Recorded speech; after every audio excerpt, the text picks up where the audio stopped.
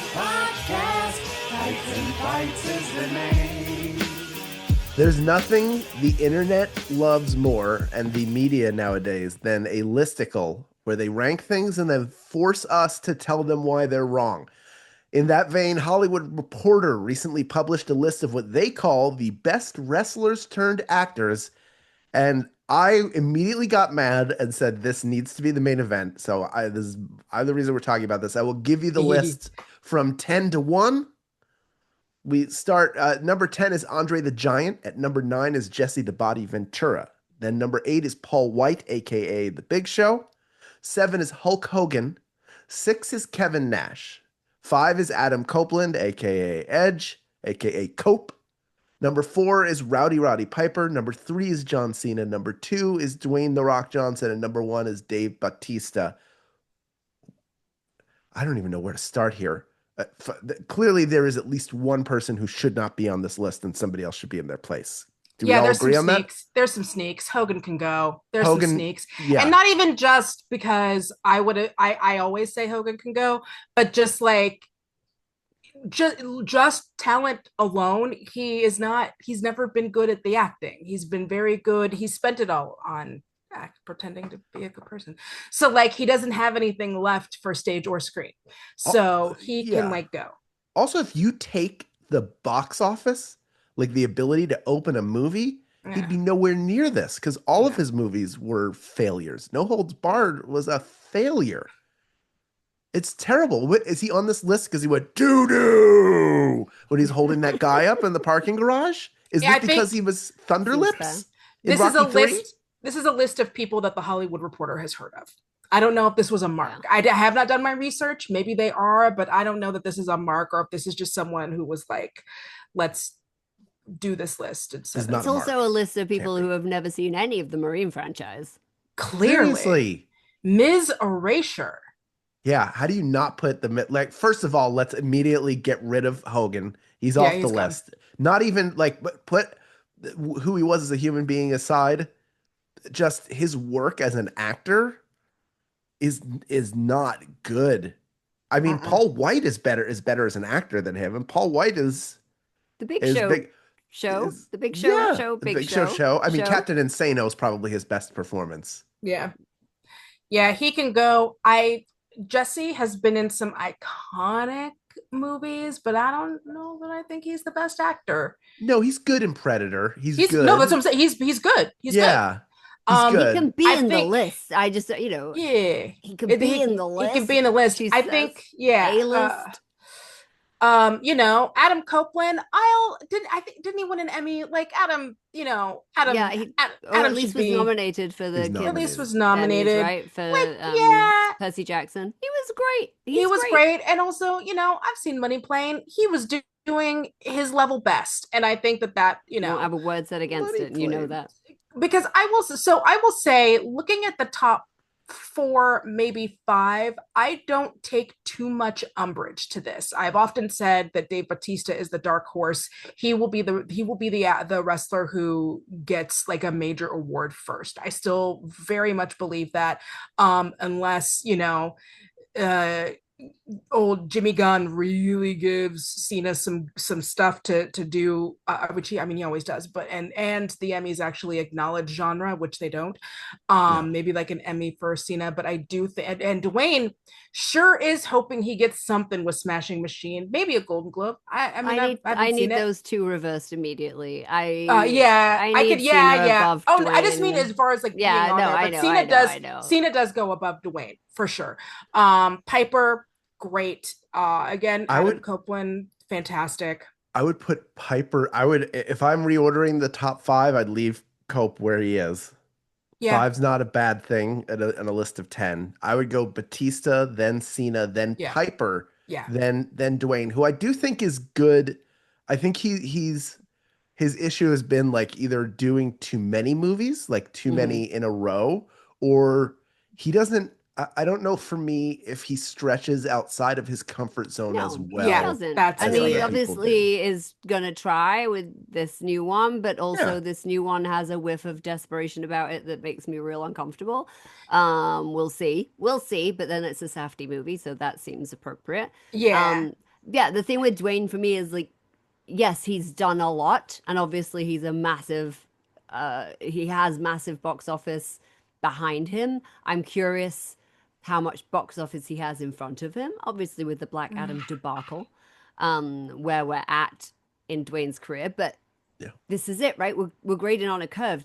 How can you grade Dwayne's body of work and massive box office success against Piper's utterly iconic role Yeah, that's yeah. just that's literally perfect. That's, you know, And like he had a great so turn in that's Always a Sunny.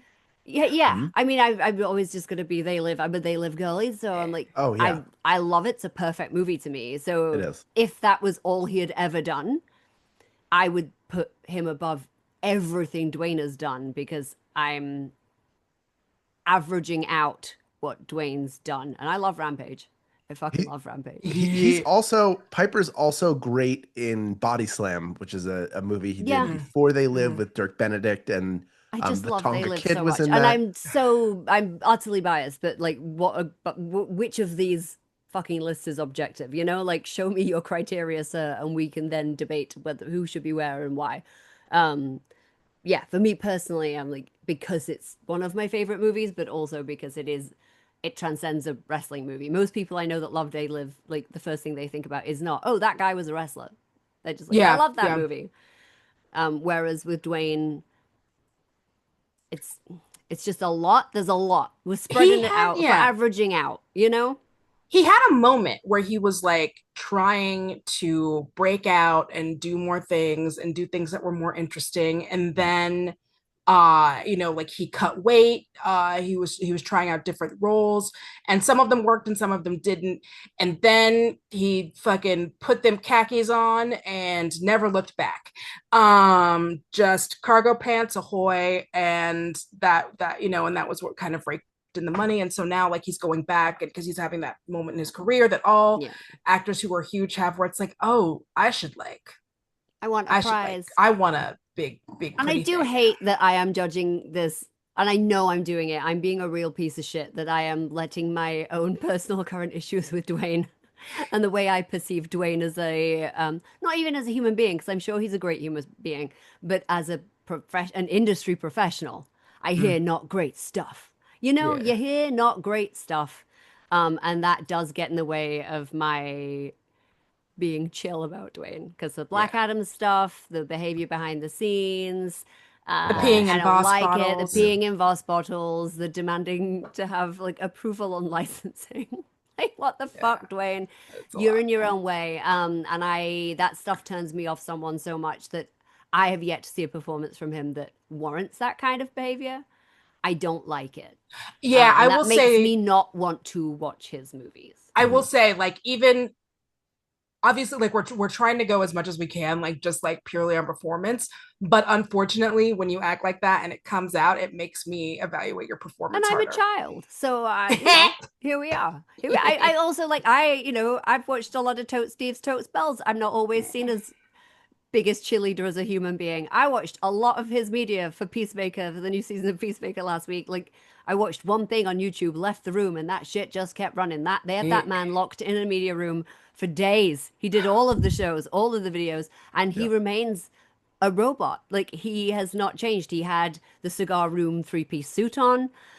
He sat explaining how he got his role in Barbie, and it's full Totes Bells Cena. Yeah. If you have not seen that yet, he goes full Total Bellas, where he's like, I was out at dinner enjoying an intimate moment with my wife, and someone came over and I didn't care for the interaction. But then after the interaction, I realized that I had not been my best self, and therefore I speak to the waiter and I say, I would like to pay for their meal because I did not give them the appropriate response. And I'm like, oh my God, he's about to throw this man out the cigar room. This has gone Yep. horribly wrong. Yep. Yeah. Turns out the people he was rude to were like the producers of Barbie. So it all came up roses for John. But anyway, because then he got his role, so that was nice. But it's yeah, he's a human being that I find curious, but I really love the work he's doing. Yeah. Like Peacemaker He season 2 just started. I've only seen episode 1 by the time we're recording this, and we'll talk about that another time, I'm sure. I was like, oh, I'm not sure about the this new season, but he's fucking great. I forgot I was watching John Cena. Imagine Yeah. that for 1 second. Holy shit. Yeah, and like he's also like had like where he's at a point where he will be sometimes like one of the best parts of a movie. He was great in Bumblebee, and I will say during the Bumblebee junket, I did crack him. I got him to crack. It turns out you just had to mention that he went platinum once. It was only for a second. I got to see behind the curtain. It was a genuine smile, and then You right back to can PR come in the land. cigar room, Diane. No, Like Diane. I can't. Diane, Still you woman. can go in the Diane. cigar room. You can go in there. Diane can. Danielle can't. Yeah, Diane maybe. Danielle for sure not. So yeah, no, I fully agree. And he gets like he improves with like everything that he does. He takes it as seriously as he takes like everything. Like I kind of imagine that he probably has an actor room where he just like sits and thinks acting thoughts, you know, like all the other things somewhere That's the vibe behind he the was moat. given on the interviews he did this week. Yeah, somewhere behind the moat. So yeah, like he's great. We could probably like oh sorry, we're saying how? I was gonna say Cena is a guy who is teaching himself to play piano, taught himself Mandarin, who is always looking exactly. to improve, but also has always been good at connecting with an audience, and you always believe that he believes whatever he's saying. So that translates really well, and it's the I would imagine one of the most difficult things in moving from professional wrestling into especially on camera acting is the extent to which you have to be smaller, and he's able to like he fits in whatever medium he's working in and finds ways. I think he's got a really good picker too, Yeah. which is huge. Like Batista, with a few exceptions. I mean, I didn't hate Stuber, I just didn't love it, but he picks really good projects. If he had been nominated for The Last Showgirl, I wouldn't have been surprised. That is a completely different Dave Batista than we've seen in anything else. So he's good at picking and challenging himself, and maybe a little more of a chameleon than these other guys. But Yeah. Cena is like, it's like he's starting from Tom Cruise's 50-yard line, where he's figured out how to make good John Cena movies. And then he looks for opportunities to grow within them. Like Ricky Stenicki is a weird Farrelly Brothers comedy, but I he's like still that movie. he's weird. great in it. That's weird. He plays it really well, and when he has to pull off the serious stuff, which you always have to have that turn in a comedy or in a comedy like that, where that character who seems like he never gets hurt is actually hurt or learns to improve, and he plays that really, really well. Peacemaker also, like Yeah, in the wrong hands, that wouldn't not everybody can play that role No. and play it He with talks the about depth that it he has. in that Yeah. same interview about how he chose and what he chose. And he does talk about his early work. And he's like, oh, you know, if you think I'm a sucky actor, that's because I did a lot of sucky movies. And he just is very open about it. He's like, I was a wrestler first and an actor second. And I saw the movies as a way to promote the wrestling business. So I did everything I was offered, and I was not good, and I was rushing myself, and I was just like, oh, can we just get this done? Can we just hurry up? You know, it was like I didn't consider it my job to be an actor. I considered myself to be a wrestler in a movie promoting wrestling. And I thought that was A, very interesting, and B, kind of brave of him to say it out loud, because I don't know if you would ever get Dwayne to say that. I don't know if Yeah. you would ever get that many people to admit that. You know, I don't know if Dwayne would be Yeah. like, yeah, I did the Tooth Fairy, and then move along. But yeah, he's now. I mean, he has careers to model himself on. He has Dwayne. He has Dave Right. Bautista. And he I has like remember going into a meeting several years ago at a talent agency in America and mentioning something about being a wrestling fan, and they were like, "Oh, you want to write something for Cena because he'll do anything." And I don't think that's true anymore. And that was his agency, so I don't think that's true anymore. Mhm. Yeah, and he's like his when you talk about being smaller, there's like two ways for an actor to get smaller. There's just literally physically being smaller. Like when you have a camera in your face, you can't be as broad because you're not playing all the way to the back of Madison Square Garden. Your motions have to get smaller because again, you're not like playing to the cheap seats. You're not trying to both play on TV and play there. So like one of the first things you learn as an actor, especially going from essentially stage to screen, is that like any small thing you're doing with your face, your mouth, your hands. Everything is blown up because it's on this huge screen, sometimes IMAX. And so that's one version of getting smaller that he's really good at. But it's also like the getting smaller in terms of like vulnerability and an ability to be open and vulnerable. And that doesn't come easy for a lot of wrestlers because so much of the talkity talk that they do is, I'm the best. This is why I deserve it. I'm going to kick your ass. And even the best ones who are the greatest at explaining why they're going to kick your ass in order to be the best, like no one ever was. Even those best ones who do it, vulnerability isn't a thing that is often asked of you except for when you have to like take bumps. And even then, you can do it in a way that's like funny and cartoony to you. Like you could take bumps like fucking, The Rock taking any stunner, like things like that. And so and when we talk about great moments in wrestling, when it's just the talking or even like doing things in the ring, part of what makes those moments good there are moments of actual like real vulnerability. And again, that's a very hard thing when you're used to having to like play vulnerability to the back. It's a very hard thing to be able to take that in and do that internally. That's a thing he does very well. It's a thing that Batista fucking kills it at. That's a thing that Roddy has done very well.